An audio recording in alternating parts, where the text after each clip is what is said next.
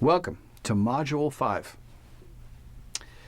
This module, titled Shadows and the 21st Century Lie, includes readings that bring a singular convergence on a shared theme, that is the socialized or dangerous lie. Let's discover this theme by taking in sequence the readings I've assigned. First, Robert Schreider's work on reconciliation is a classic. It's read to this day and continues to be instructive in conflict zones around the world. In consideration of an emerging cosmology or worldview, one of Schreider's chief aims is to reclaim a pragmatic vision of reconciled humanity where we no longer exist under the shadow or lie that violence must be a normative part of everyday life on this planet. Second, Elizabeth Johnson's work in this and other texts makes a case for a new way of seeing the human connection to one another and to the planet that looks beyond the shadow or the illusion of an androcentric lens of dominance, dominion, and power on the earth. We can justify male dominance through an appeal to history and tradition, or we might just simply identify it as a cross-cultural power grab perpetuated through time and therefore ever deserving of immediate change, where women are put in subservient positions to men. And third, Hout offers a clear-eyed approach to a view of our humanity that seeks to create a case for why we are special in the universe. He does so by moving beyond the fiction of humanity as reducible to a mere materialism, to matter itself, no more than a rock. And also, Hout reimagines the anthropic principle. If you'll recall, the anthropic principle is the principle that cosmos intended consciousness to arrive from the start of space and time.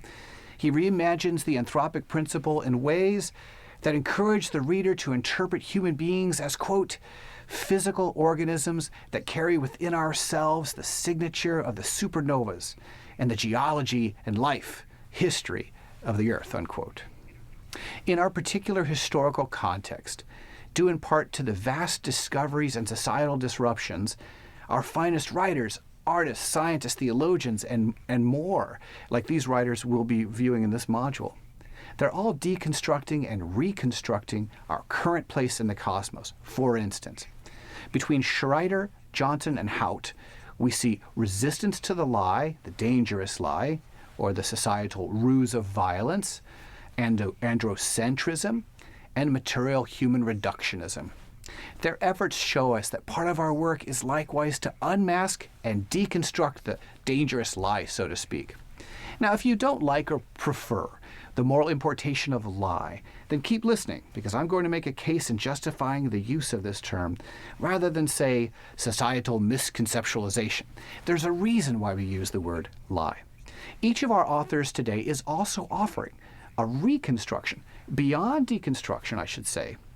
In the stellar observations for this week, you are asked to do deconstructive and reconstructive work alongside. Now, let's pause and ask ourselves, in a cosmos filled with grand discovery, the likes of tracking down neutrinos by scientists in southern China, or with the discovery of life-saving strategies such as the invention of the bone marrow transplant right here in Seattle, isn't it a wonder that we live at an age where we're encountering a new cosmology, but it's never unalloyed by a fabrication of what, for heuristic sake, I would identify as the dangerous lie. And now I'll describe what I have in mind with this phrase. Here's what we know about the dangerous lie. It unmakes human life, community, and even civilization itself. A dangerous lie is most powerful when it convinces us that we require it as a part of our normative everyday life. So violence in our streets, androcentrism, racism, misogyny, ethnocentrism, chauvinism, nationalistic fascism, and neo-fundamentalistic religious ideologies are all viewed as normative to specific cultural or national contexts. We misinterpret sacred scripture, for instance, the dreary sadness that the poor will always be with you, as though this is a societal permission slip for perpetuating injustice. The dangerous lie is usually enclosed in systems of thought that are replete with moral prescriptions, which are themselves framed in the assumptive sets of what is necessary to societal well-being and shared communal governance. What you should hear in this last sentence is how enclosed systems are constructed through a thick rationale that is culturally infused and often contains these markers. That is, the lie sounds self-evident to the most casual observer and thus presents a kind of semiotic or symbol-laden justification like Teflon. The dangerous lie is enforced and encrypted by and within juridical application, moral obligation, and a presumed interpretation of societal correctness. If you're searching for explicit examples of this form of dangerous lie that I have in mind, most explicitly consider slavery, colonization, ethno-religious based brutalities like genocide. The more subtle forms, however, are what cause real concern, don't they? In fact, in human history, some of the worst injustices are performed through an appeal to justice itself. Peer into any sustained form of physical, psychosocial, emotional, verbal, or other violence from the local to the international context, and you'll discover therein an internal or enclosed logic or rationality that perpetuates violence. As a case in point, I presented a paper recently to military chaplains on how the American Psychological Association's own internal logic for justifying forms of torture after 2003 represented this organization's own abnegation of its defined moral premise to do no harm in the first place. The APA used an enclosed rationale to trespass the very values that shape its organized existence, which is meant to be at the service of humanity. This introduces us to a final point on the enclosed rationality of the dangerous lie. It has a way of getting underneath and corroding or even unmaking the values that inframed our sense of healthy, organized well-being in the first place. This transvaluation of our own first values is an idea that comes from German philosopher Friedrich Nietzsche, who lived from 1844 to 1900 and who criticized Western civilization generally and Western Christianity in particular. Now, I'm referring to Nietzsche at this point because he's pedagogically helpful in crafting an image for how societal deception takes place at the macro and perhaps even the micro levels. Nietzsche believed that society exhibits a demonstrated tendency through the centuries to mask violence through odes even to our highest values, including masking violence in odes to love or fidelity to friendship. Come to think of it, Marcus Aurelius noted that the worst kind of trespass is to endure the smirking of your friends as a kind of ruse. But in any event, back to Nietzsche. Nietzsche draws on the image of the Delphic Apollo in Greece, where you see fine marble columns that represent the ideals of human society and well-being. These include courage and honor and love and even fidelity, as I mentioned, as though they were hewn perfectly out of rock. And you might recall that the Delphic Apollo, according to Greek philosophy, contained an arching mantle with the words inscribed high above in classical Greek, "to know thyself." This adage resonates best with Shakespeare's truism, that you can be true to yourself only, and that it must follow as the night the day, that you cannot be false to anyone. Now, this is an ideal, and these ideals of knowing yourself and being good to others are essential, of course, for the proper operations of society and the human community generally.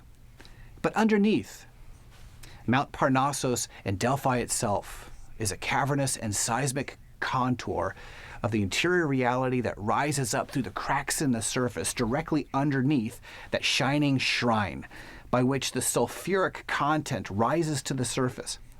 Indeed, in historic fact, it is this poison that was inhaled by the priest, or priestess, I should say, which unlocked the prophetic wisdom that was so valuable throughout Greece and the Mediterranean world, for which many would travel many miles in order to visit the Delphic Apollo and hear. And this gets to Nietzsche's point, also a favorite of C.G. Jung, and gets to our metaphor. That is, underneath the pristine lines of flawless marble and the ideals that frame civilization are the deeper psychosocial influences that do indeed surface in our societal structures. Underneath apparent seamless rationality, more subterranean influences find expression to produce regularized means of harming humanity with impunity. Typically, under the veil, I should say, of prudence, and sometimes even under the veil of love. In instrumentalist interpretation, the occurrence of genocide in Armenia or Germany, or the death of Polynesian tribal members, or in Rwanda, or closer to home, in the tremendous social exertion that is exhibited in the transgenerational denial of the history of slavery and the resultant structural racism in the United States. All of these require a societally acceptable rationale. Our task in looking at violence is to unmask that rationale first. For instance, we do well today to resist the popular speak that every revolution starts with love. That's a popular truism. Revolutions start with love. Well, not according to those who've been guillotined. No, revolutions begin with at least exhaustion with societal structures, and they conclude with a decisive fury to produce change. Suggesting that revolutions begin with love is to participate in precisely the thing the Delphic logic, you, me, and Nietzsche are identifying here. It's a ruse, a deception, which can justify all forms of cruelty without resolve. Violence never begins in love, just as domestic violence is never a first expression of love. Think of oppression or power instead. I want to give one further example for how this logic is used to mask power dynamics. And there are a gaggle of philosophers and social historians, theologians too, I'd recommend to you, including René Girard, Foucault, Derrida, but also theologians such as Wendy Farley and Loida Martello-Otero, among others. I'm going to provide a shorthand that nonetheless is an adequate description of one thread of medieval theology drawn from an older source which interpreted the human being. Think theological anthropology.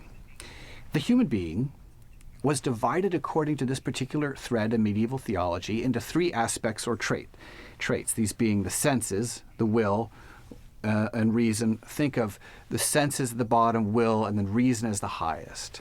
When sin enters into the world, according to this Judeo-Christian tradition, a common consensus suggests in the medieval period that the senses, the will, and reason were all inhibited by this rupture with God. It's deeply connected to Aristotelian philosophy. We won't discuss that now. But in any event, the senses, the will, and reason were all inhibited by this rupture with God.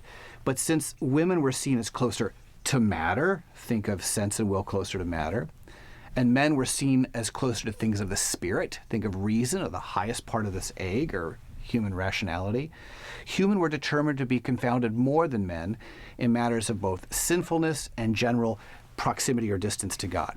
Why?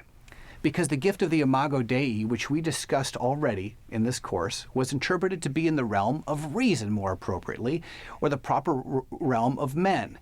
And this core rationale, this rationale informed other branches of logic further up the tree of misogyny, to which feminists like Elizabeth Johnson continue to respond today.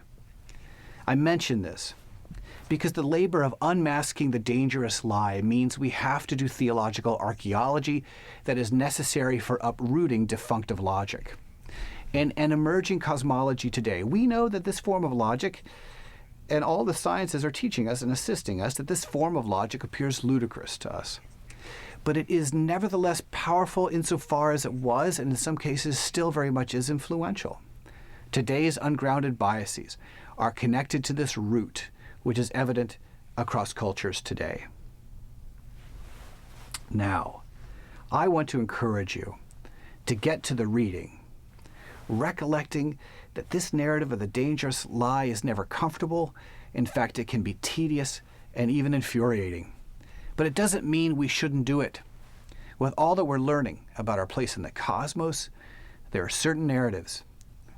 There are even certain mythos that must be upended if we hope for a more viable and equanimous future. I encourage you now to continue into the readings for this module and then move to stellar observations, where I'll have another compound question waiting for you there. You can always reach out to me. But in the meantime, I hope you'll take the time to really shed some light or illumination on those areas that serve as corridors for misunderstanding, to shed light on those so that we can together continue in the theological archaeology that's so essential to unmasking the dangerous lie in our culture in our society today. I'll see you soon.